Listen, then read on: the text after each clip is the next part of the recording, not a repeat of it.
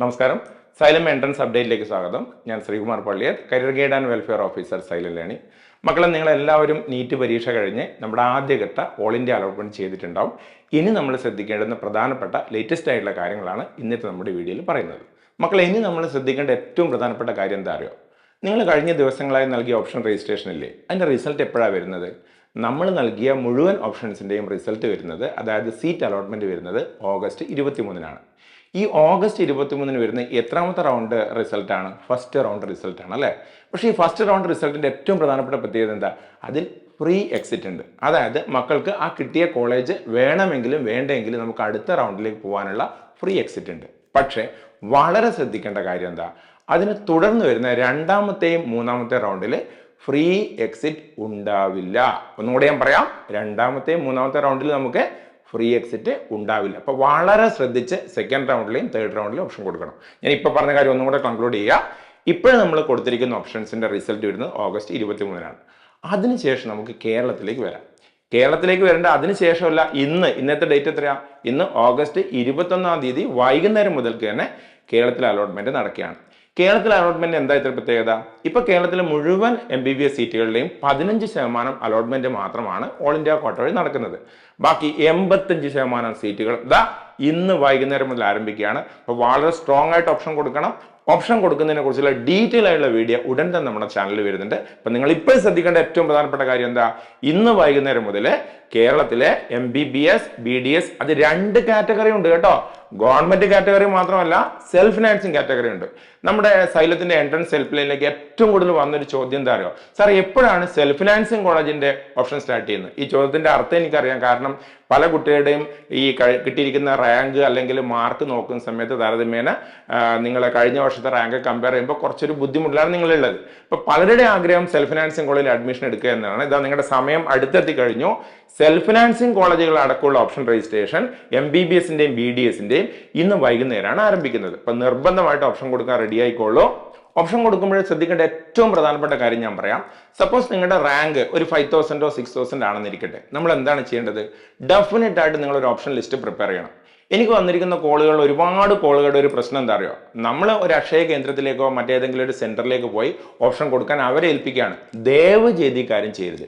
നിർബന്ധമായി നിങ്ങളുടെ ഭാവിയെ സംബന്ധിച്ച് ഏറ്റവും പ്രധാനപ്പെട്ട കാര്യമാണല്ലോ ഇത്. അപ്പം ഇതിനു വേണ്ടി 1-2 മണിക്കൂർ തീർച്ചയായിട്ടും നിങ്ങൾ സ്പെൻഡ് ചെയ്യണം. നിർബന്ധമായിട്ടും ഒരു ഓപ്ഷൻ ലിസ്റ്റ് ഉണ്ടാക്കുക. ആ ഓപ്ഷൻ ലിസ്റ്റിൽ ആദ്യം നമ്മുടെ ഗവൺമെന്റ് കോളേജുകൾ ഉൾപ്പെടുത്താം. ഏതൊക്കെയാണ് നമ്മുടെ ഗവൺമെന്റ് കോളേജിൽ ഏറ്റവും മികച്ചു നിൽക്കുന്ന കോളേജുകൾ? അത് നിങ്ങൾക്കറിയാം. അത് നിങ്ങൾ വ്യക്തിപരമായ ചോയ്സ് ആണ്. എന്നാൽ ജനറൽ ആയിട്ട് പറയുകയാണെങ്കിൽ കോഴിക്കോട്, തിരുവനന്തപുരം, കോട്ടയം, തൃശ്ശൂർ തുടങ്ങിയ കോളേജുകൾ ആദ്യം കൊടുത്ത് ലിസ്റ്റ് ഉണ്ടാക്കി അതിനുശേഷം സെൽഫ് ഫിനാൻസിങ് കോളേജുകൾ കൊടുക്കുന്നത് നല്ലതാണ്. പിന്നെ നമ്മുടെ സൈലത്തിന്റെ ഏറ്റവും വലിയൊരു ഹെൽപ്പ് നിങ്ങൾക്ക് ചെയ്യാണ്. ഈ വീഡിയോന്റെ കൂട്ടത്തിൽ നമ്മുടെ ഹെൽപ്പ് ലൈൻ നമ്പറും കൊടുക്കുന്നുണ്ട്. എൻട്രൻസ് സംബന്ധമായിട്ട്, ഓപ്ഷൻ രജിസ്ട്രേഷൻ സംബന്ധമായിട്ട് എന്ത് സംശയങ്ങളുണ്ടെങ്കിൽ രാവിലെ 9 മണി മുതൽ വൈകിട്ട് 8 മണി വരെ നിങ്ങൾക്ക് വിളിക്കാം. ഉറപ്പായും നിങ്ങളുടെ എല്ലാ സംശയങ്ങൾക്കും ഞങ്ങൾ മറുപടി തരും. അത് മാത്രമല്ല, വേറെ എന്തെങ്കിലും ഡൗട്ട്സ് ഉണ്ടോ? താഴെ കമന്റ് ബോക്സിലേക്ക് വരൂ, അതിൽ നമുക്ക് ക്ലിയർ ചെയ്യാം. അപ്പോൾ എൻട്രൻസിന്റെ ഓപ്ഷൻ രജിസ്ട്രേഷൻ സംബന്ധിച്ച എന്ത് സംശയം ഉണ്ടെങ്കിലും ഞങ്ങൾ നിങ്ങളുടെ കൂടെ നിൽക്കുകയാണ്. ഞങ്ങളുടെ റെസ്പോൺസിബിലിറ്റിയാണ്. ഉറപ്പായും ഞങ്ങൾ കൂടെയുണ്ട്. പിന്നെ മറ്റൊരു പ്രധാനപ്പെട്ട സംശയത്തിന്റെ ഒരു ഉത്തരം പറയട്ടെ.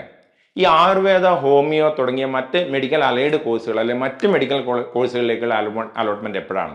മക്കളെ, ഇപ്പോഴും വരുന്ന കേരള അലോട്ട്മെന്റ്, ഇന്ന് തുടങ്ങുന്ന കേരള അലോട്ട്മെന്റ് MBBSും BDSും മാത്രമാണ്. അതിന്റെ 1-2 റൗണ്ടുകൾ കഴിഞ്ഞതിന് ശേഷം സെപ്റ്റംബർ ആദ്യ വാരത്തിലായിരിക്കും ഈ പറഞ്ഞിരിക്കുന്ന കേരള ആയുർവേദ, ഹോമിയോ അലോട്ട്മെന്റ് ഒക്കെ വരിക. അതിന് കൃത്യമായ ഡേറ്റ് പിന്നീട് പബ്ലിഷ് ചെയ്യും. ആയുർവേദ, ഹോമിയോ തുടങ്ങിയ മറ്റു കോഴ്സുകൾ നോക്കുന്ന കുട്ടികൾ ഒരു കാര്യം കൂടെ ശ്രദ്ധിച്ചോ, മറ്റ് 2 അലോട്ട്മെന്റ് കൂടെ നിങ്ങൾ കൊടുക്കേണ്ടതുണ്ട്. കേരള അലോട്ട്മെന്റ് അല്ലാതെ മറ്റ് 2 അലോട്ട്മെന്റ് കൂടെ നിങ്ങൾ ശ്രദ്ധിക്കണം. Number 1 Ayush allotment. അത് സെൻട്രൽ ഗവൺമെന്റ് നടത്തുന്ന MCC വഴി നടത്തുന്ന അല്ലെങ്കിൽ MCC റിലേറ്റഡ് ആയിട്ടുള്ള സൈറ്റിൽ നടത്തുന്ന സെൻട്രൽ ഗവൺമെന്റിന്റെ നിർദ്ദേശപ്രകാരം നടത്തുന്ന ആയുഷ് അലോട്ട്മെന്റ് ഉണ്ട്. അതിന്റെ സൈറ്റും കാര്യങ്ങളൊക്കെ പിന്നീട് നമുക്ക് കൃത്യമായിട്ട് എൻ്റെ വീഡിയോ ചെയ്തു തരാം.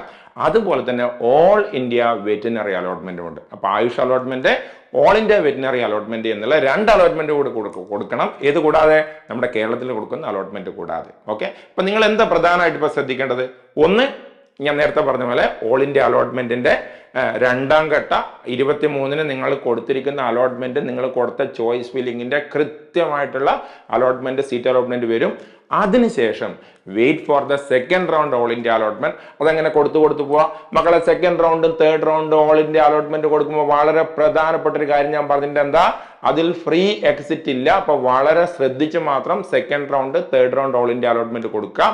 അതിനുശേഷം നമ്മുടെ ഇന്ന് തുടങ്ങുന്ന കേരള അലോട്ട്മെന്റ് കാര്യമായിട്ട് ഓപ്ഷൻ കൊടുക്കുക. ഒരിക്കലും എന്റെ മാർക്ക് കുറവാണ്, എന്റെ റാങ്ക് കുറവാണെന്ന് കരുതി ഓപ്ഷൻ കൊടുക്കാതിരിക്കരുത്. 4 റൗണ്ട് വരെ പോവാം. സാധാരണ ഇപ്പോൾ ഓൾ ഇന്ത്യ അലോട്ട്മെന്റ് എടുക്കുകയാണെങ്കിൽ first round, second round, third round, അത് കഴിഞ്ഞ് സ്റ്റേ വേക്കൻസി റൗണ്ട് ഉണ്ട്. കൊടുത്തവർക്ക് മാത്രമേ കിട്ടൂ. എന്റെ റാങ്ക് കുറവാണെന്ന് കരുതി മാറി നിൽക്കരുത്, നിർബന്ധമായി ഓപ്ഷൻ കൊടുക്കണം. ഒരു കാര്യം കൂടെ കൂട്ടിച്ചേർക്കട്ടെ ഇതിന്റെ കൂടെ, നമ്മുടെ അഗ്രികൾച്ചറിൽ പല കുട്ടികളും MBBS BDS ഒക്കെ കഴിഞ്ഞാൽ ആഗ്രഹിക്കുന്ന ഒരു കോഴ്സാണ് അഗ്രികൾച്ചർ. അതിന്റെ സുപ്രധാനമായ ഒരു അപ്ഡേറ്റ് കൂടെ വന്നിട്ടുണ്ട്. 23-ാം തീയതിക്കുള്ളിൽ ഓൾ ഇന്ത്യ അഗ്രികൾച്ചറിന്റെ രജിസ്ട്രേഷൻ, UG രജിസ്ട്രേഷൻ നിങ്ങൾ ICARന്റെ സൈറ്റിൽ പോയി ചെയ്യണം. ഒന്നും കൂടെ പറയാം, ഓഗസ്റ്റ് 23-ാം തീയതിക്കുള്ളിൽ ഓൾ ഇന്ത്യ അഗ്രികൾച്ചർ അതിന്റെ രജിസ്ട്രേഷൻ, ഓൾ ഇന്ത്യ കോട്ട വഴിയുള്ള അഗ്രികൾച്ചർ രജിസ്ട്രേഷൻ ICARന്റെ സൈറ്റിൽ പോയിട്ട് ചെയ്യണം.